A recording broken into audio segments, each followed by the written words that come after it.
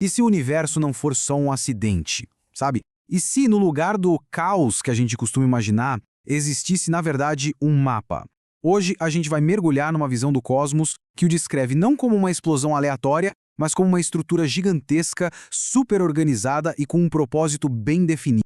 Essa é talvez a pergunta que todo mundo já se fez um dia olhando para o céu estrelado.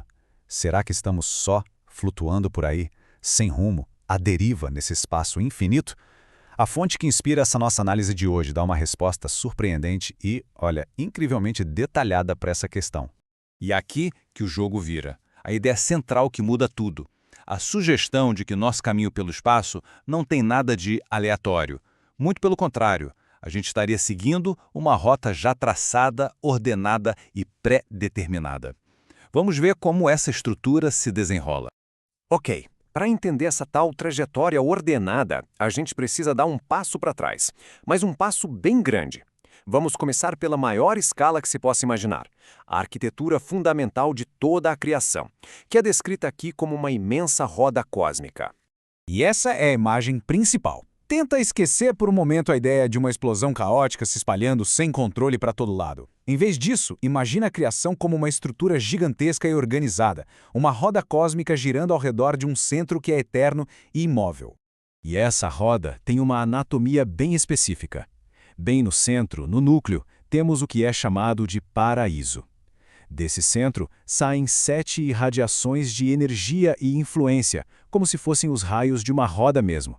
E na borda de fora, girando em volta de tudo, ficam os 7 superuniversos, que é o domínio da vida em evolução, o lugar onde nós existimos.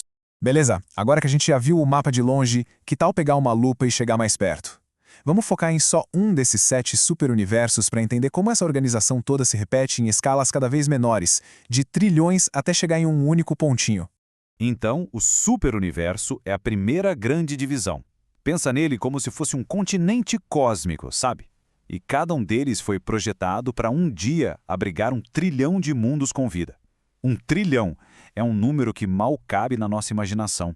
E olha, essa organização não é só uma ideia bonita, uma metáfora. A proposta aqui é que existe uma administração de verdade, uma cadeia de comando, um organograma cósmico que vai descendo de nível em nível, garantindo que nada nessa imensidão toda fique solto, largado ao acaso. E aqui a gente vê essa hierarquia toda em números. É de cair o queixo. Tudo começa com os 7 superuniversos. Eles se dividem em setores maiores que se dividem em menores.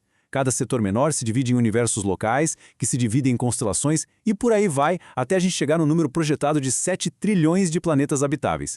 A escala é simplesmente impressionante.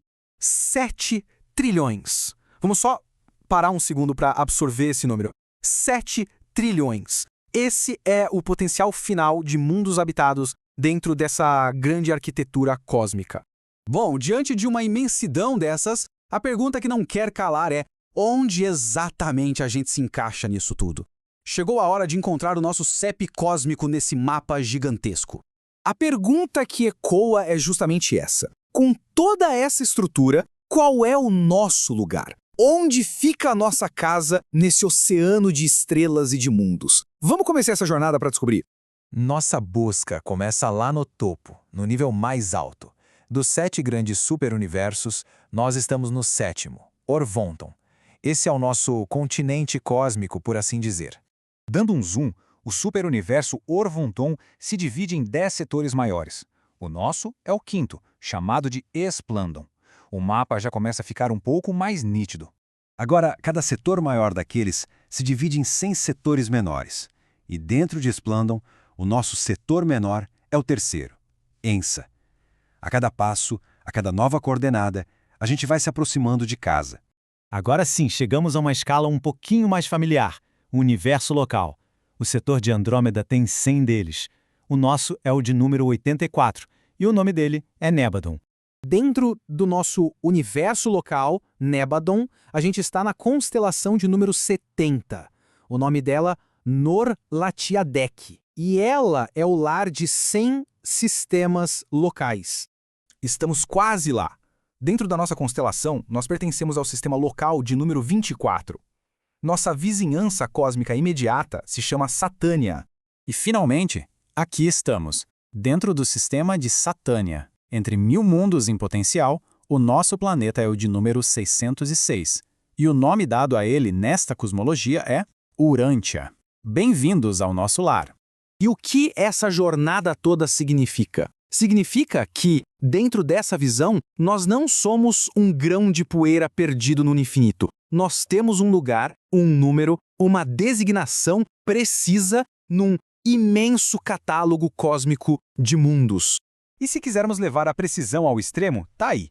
Esse é o número de registro completo do nosso planeta, Urântia, nos arquivos da capital do nosso superuniverso. É como se fosse o CPF cósmico da Terra, um número de identificação único que nos localiza entre trilhões de outros mundos. O que nos leva à conclusão dessa nossa exploração.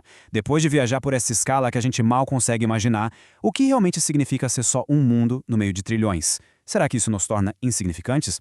E aqui está o paradoxo final, e talvez o mais bonito de todos. Toda essa estrutura colossal, toda essa administração em escala de superuniversos, no fim, nos leva de volta para casa, de volta ao indivíduo, ao nosso próprio mundo.